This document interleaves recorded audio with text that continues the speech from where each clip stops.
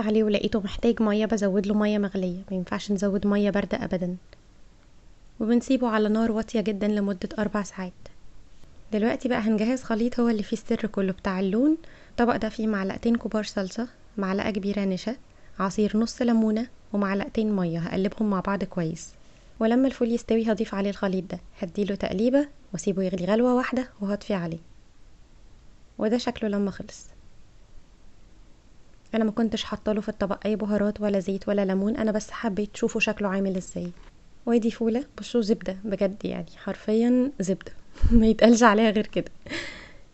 ودلوقتي بقى جينا لمرحله التفريز. لازم يتساب يبرد تماما قبل ما نفرزه. انا سبته يوم كامل على فكره عشان تشوفوا لونه ازاي وما سودش خالص. انا قسمته على اكياس وهشيله في الفريزر. الكميه دي كلها طلعت من 800 جرام. اتمنى تكون الوصفه عجبتكم، ما تنسوش تكتبوا لي رايكم في التعليقات، وما تنسوش اللايك والشير.